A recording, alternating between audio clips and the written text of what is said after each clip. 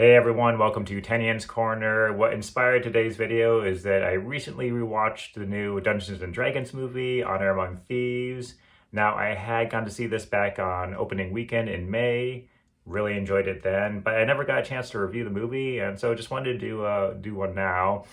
And what I like a lot about this film, and I know this has been mentioned before, is the way it creates a nice tonal balance between levity and humor, throws a lot of jokes into the movie, but also does it in a way that serves the storytelling. Like for me, it didn't take me out of the movie or affect my ability to immerse myself in the world building. And I know the directors and writers of the movie, Jonathan Goldstein and John Francis Daley, were inspired by classics like The Princess Bride and Monty Python's Holy Grail, which are both great examples of films that are able to create a nice tonal balance and flow between levity, humor, and fantasy storytelling, and also do some really good immersive world building. My name is Inigo Montoya.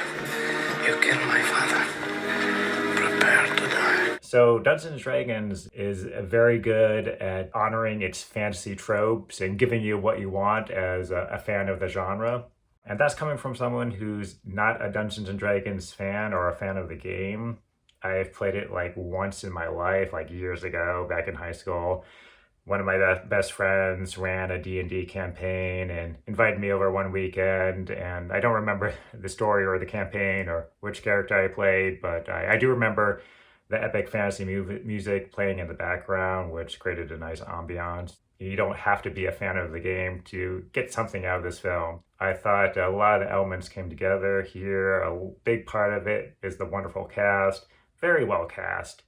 Chris Pine is wonderful as Ed Darvis. He's this bard, suffers some personal tragedy that sends him on this quest to find this magical item. And he's just very charismatic character who's a bit of a buffoon, kind of a fool.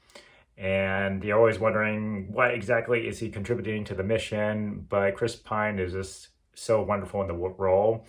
And he reminded me a little bit of Kurt Russell in Big Trouble in Little China, the Jack Burton character. Because in Big Trouble in Little China, Jack Burton is supposed to be like the lead action star of that movie, but he's written in the way that makes him into this utter buffoon and clown. And so I like how Dungeons & Dragons kind of takes what you would expect to be the lead action star of the movie and then kind of has that little role reversal where the lead character, Chris Pine, is this kind of clownish figure. Also, Michelle Rodriguez is really good as Holga, this barbarian who's banished from her tribe and then becomes part of Edgin's crew of thieves, and she accompanies him on his mission. And Michelle Rodriguez is just so good at selling the action sequences. You can tell she performed many of her own stunts in camera. Her character doesn't have a lot of depth, is one note.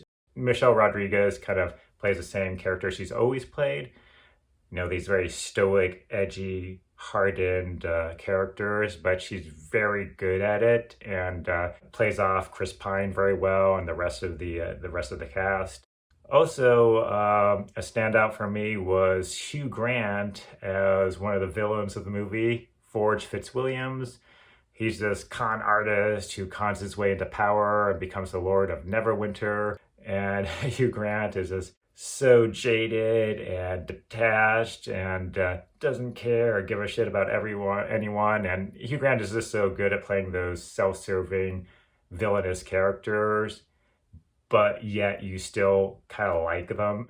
Hugh Grant kind of reminded me of Jeff Goldblum in Thor Ragnarok, who plays the Grandmaster, and both the Grandmaster and Forge, they're similarly megalomaniacal characters who are con artists, conning the public by staging these blood sport games, gladiator-style games for mass consumption to distract the public from their rise to power, and they're also both very funny characters. The other main villain of the movie is Sophia, played by Daisy Head, and she's a typical cartoon, one-dimensional villain. Not a lot of depth to her. She's kind of just written as that kind of mysterious silent puppet master behind the scenes, pulling all the strings, and mainly just there as a device to stage this magic battle at the end of the movie where you can assemble the whole team to fight her.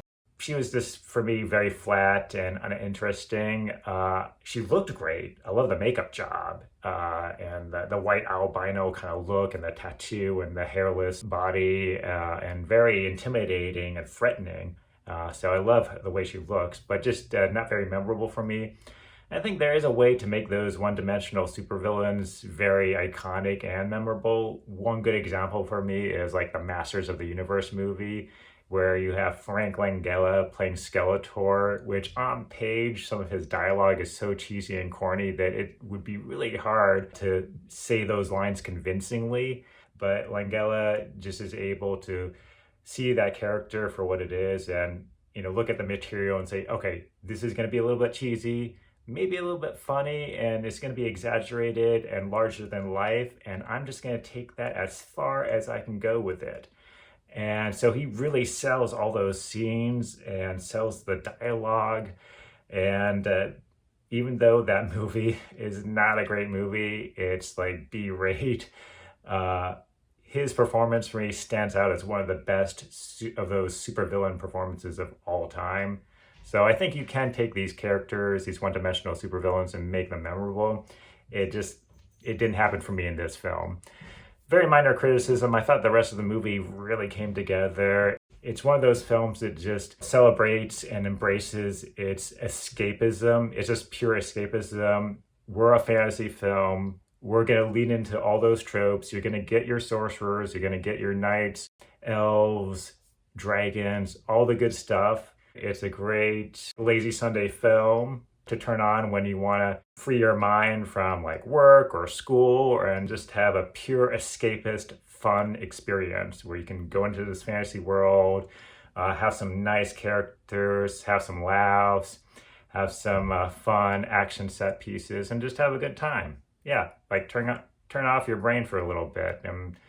And if a movie can do that, then it's successful for me. Like, if it's a movie like this, it's a fantasy movie, and a lot of the time that's why I watch fantasy. It's not really to unsettle or disturb me or make me think profoundly about something.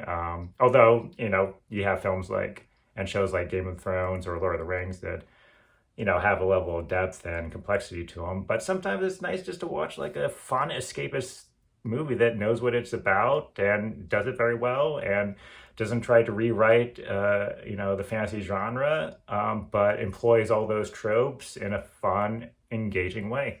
So, yeah, loved Dungeons & Dragons. I'll probably rewatch it again sometime. So I highly recommend you check it out, and whether you're a fantasy film fan or not. So, anyway, I hope you enjoyed the video. If you did, please like and subscribe. And yeah, I'll look forward to seeing you next time here.